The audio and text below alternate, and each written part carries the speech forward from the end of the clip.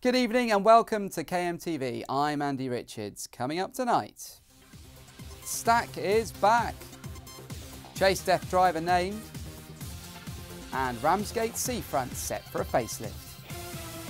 First tonight, there was more misery for motorway users today as the M20 closed once more. Lorries were forced to park up on the hard shoulder after delays crossing the channel. Graham Stothard reports. Yesterday we had a fully operational M20. Today though, that seems like a distant memory.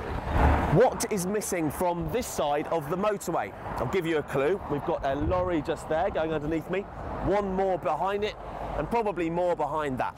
That's right, it's quite easy. Cars, there are no cars, but why? Well, that's even easier because once again, Operation Stack has been put into place. Junctions 8 and 11 of the M20 coastbound have been closed. That's 25 miles of motorway, by the way.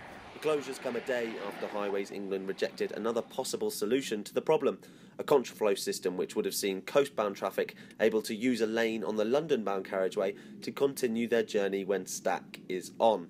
That rejection has angered many, but they stand by their decision, saying it would present an unacceptable risk to road users and those working on it.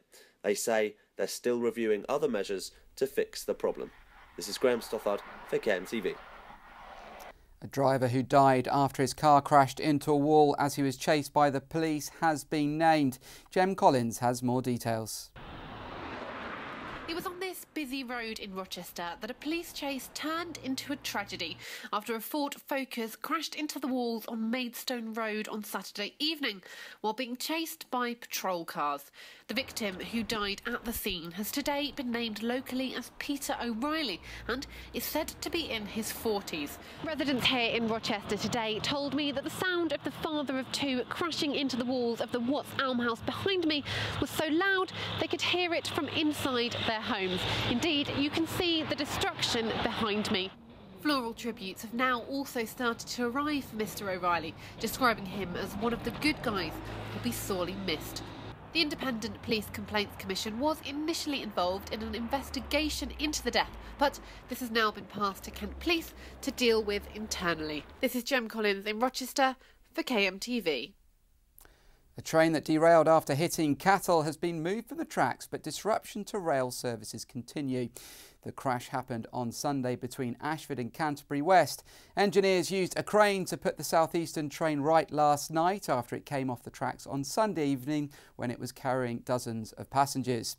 No one was hurt in the incident, and it has since emerged the heroic driver prevented a potential catastrophe when he jumped out of his cab and halted another train in the aftermath. Rapper Kanye West is the latest celebrity to join the list of famous names who have visited Chatham Historic Dockyard after using it as the location for his new music video. The rapper, who is married to the reality TV star Kim Kardashian, filmed the music video for two singles, All Day and I Feel Like That, in the Tarred Yarn Room at Chatham Historic Dockyard. The video was shot back in March and directed by 12 Years a Slave director Steve McQueen. The Tarred Yarn store has previously featured in Call the Midwife, Sherlock Holmes and Les Miserables. And finally, it's been more than a decade since planning permission was granted to transform the Pleasurama Fun Fair in Ramsgate. But now work has finally started on a new Royal Sands complex. Katie Palmer has been there. What used to be a fun fair is now a derelict building site, ready to be transformed into the Royal Sands complex. Work to repair the cliff wall started today, and the work will continue for 12 weeks. A decade after planning permission was granted, construction firm Cardi are finally getting things underway. So this site may not look like much at the moment, but if you can envision a hotel, lots of apartments, a leisure centre and some shops, this site does have a promising future. Local residents have given mixed reviews, but most are pleased to see something happening after all this time.